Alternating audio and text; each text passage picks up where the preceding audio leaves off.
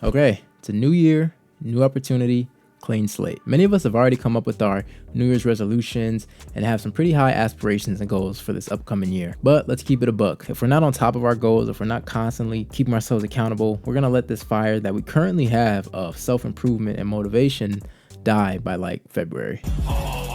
As I was cleaning my place, I found an old journal from New Year's 2020 that I just wrote down all my goals and aspirations for the new year that I just knew I was gonna follow through on, and it was gonna be an amazing year. Fast forward to now, well, I mean, we know how 2020 went. Okay, I'm not there yet, okay? If this sounds like you, first, I promise you're not alone, so don't be so hard on yourself. Second, if you clicked on a video like this, that means you're interested in content like this, which puts you on a good path. That means you haven't given up quite yet. It's crucial to see and acknowledge our flaws, but not let them define who we are. Instead, we should see where we're lacking and work every single day to be better. I want you to imagine a book, any book, it doesn't really matter. A book is just a collection of words put into sentences, put into paragraphs, put in the chapters, put in the acts. You get what I'm doing here. However, every single letter is important. Every single letter makes up every single word. All the words make up all the sentences. All the sentences make up all the chapters. Let's apply this book concept to your own life. What your life currently looks like is a result of all the small and seemingly unimportant and insignificant actions that we take every single day. So if you're not happy with where you are and how your life is now, it's time to start taking new actions and building different habits. So let's get into it. These are some of the habits that I'll be implementing into my life to help achieve some of the goals that I have, make me a more disciplined and focused person, and well, hopefully make me a lot of money. So these are some of the most obvious yet still slept on habits that you can take for improving your life. These are definitely ones that I personally have lacked heavily on. Whether you're looking to lose fat, build muscle, get a six-pack, it doesn't really matter. The physical benefits of exercise and dieting are already pretty obvious. You know what? Half the animal's testicles that I've eaten, I don't even know what kind of animal they are. But for me, the most valuable thing about building this habit in particular is forcing myself to do things that I don't want to do, right? Going to the gym isn't fun. I don't want to go to the gym. Eating healthy isn't fun. I don't naturally want to eat healthy. It takes extreme discipline and accountability to go, I really don't want to go to the gym, but I'm going to anyway, and it's a non-negotiable. Or I really want some fast food. I don't feel like cooking, but I'm gonna go home, cook myself a healthy meal. It's a non-negotiable. If you can get into the habit of creating and sticking to these non-negotiables, your likeliness and potential for actually sticking to your long-term goals will skyrocket. Health is wealth, and your body should be the number one thing you work on every single day. For some reason, we've seemed to lost the understanding of the importance of good sleep. Just about every Gen Zer nowadays is walking around completely sleep deprived. You can't expect your body to perform at a high level, working on 4 hours of sleep, a cup of coffee, and a pack of fruit snacks. Trust me, I tried. It doesn't work. During sleep, the body produces important hormones and proteins that help to support healthy brain function and physical health. Adequate sleep is also essential for the immune system to function properly, which helps to protect the body against illnesses and disease. Additionally, sleep is also important for mental health and can help improve your mood, memory, and cognitive functions. Small little bonus tip.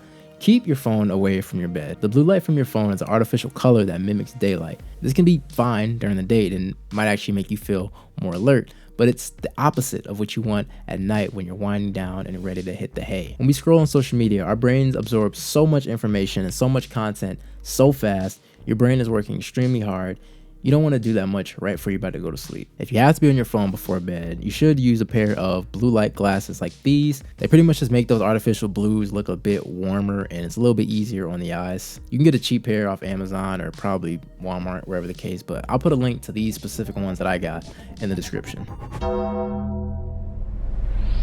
Chances are you're probably watching this very video on your phone. Go to your settings, look at your screen time, and see how much time you spend on these different apps and on your phone. Think for a second. What could happen if you dedicated this same amount of time into something that will actually fulfill you? Because the truth is this, whatever's happening on these different platforms isn't going to do it for you. Hold on, because they got the goddamn... My name is Walter Hartwell White. Your phone is making it harder for you to focus on your task, can increase your anxiety, and actually hurt your ability to build genuine connections and relationships with people here in the real world. Let me know if this sounds familiar. It's the end of the day and you haven't done anything productive. You've been in your bed, you've been on TikTok, Instagram, whatever, all day. How do you feel? It sucks, right? You feel pretty bad about yourself, and that's okay. I would actually be more concerned if you didn't feel this way. So now that you know that this is a problem of yours, when are you going to take the appropriate steps to actually solve it? My friends, that time is now. The day is today. Imagine you lose your phone, right? You can't find your phone. Even if, let's say, it's in your house, like, you know for a fact you didn't lose it, like it's somewhere around, but you just can't find it. You know, you start to get really anxious, you get a bit more irate. That feeling that you have is not healthy. It's not healthy to have with anything, but especially not your cell phone. There's plenty of apps, resources, and videos about how to break this addiction, but it'll always be up to you to put one foot in front of the other and take action. So if you are going to spend time consuming content, you want to try your best to make sure the content is actually worth your time. Is this a fair deal? Is the 15 to 20 minutes of my time that I'm giving this video worth it? Am I getting something in return that will make me feel like this trade is worth it? Chances are you're probably not getting much back from a video about a hydraulic press versus some Orbeez, or hot knife, what color is the soap videos. You know what I mean? You've seen them. So whether you're in high school and have a bit of spare time on your hands, or if you're like me, a full-time college student, you need to value your time extremely high. Time is the most expensive asset you have. When you spend hours of your day watching mindless content, you're better off lighting money on fire and throwing it out the window. I'm very much a fan and an advocate for online education and e-learning. I genuinely believe it's the future and will change the way that we as a society get across our information. That being said, it is entirely possible to use these horrendous data collecting, soul sucking, time wasting apps to your advantage. It's entirely possible. You can do that by being aware and constantly cautious of the content you're consuming. Is this video for entertainment or education? Let's say you're interested in, I don't know, beekeeping. Okay, there's plenty of free videos, free content, good quality, valuable content out there. How about running a small photography business? There are plenty of videos, podcasts, all types of content out there that will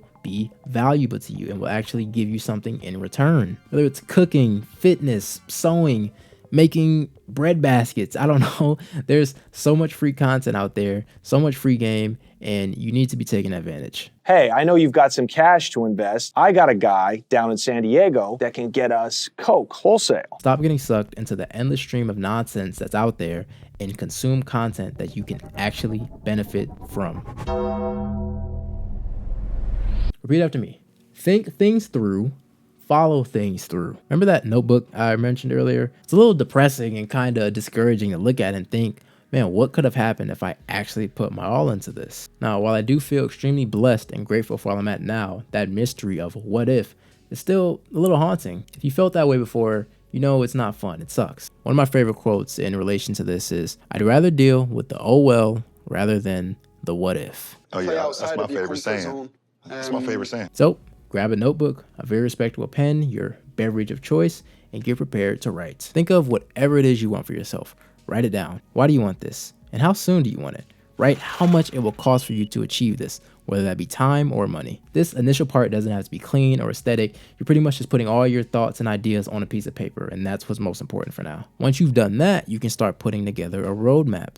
How far away from your goal are you now, and what are the immediate and eventual steps you need to take to get there? Again, this does not need to be 100% perfect or set in stone. In fact, it'll probably go through quite a few changes and iterations, but you need some sort of clear vision and plan to get started. Remember the book analogy? Let's think about it in terms of like a GPS. The only thing separating you from your desired destination is a series of turns, twists, and sometimes a few detours. But with a good GPS, you will get there eventually. I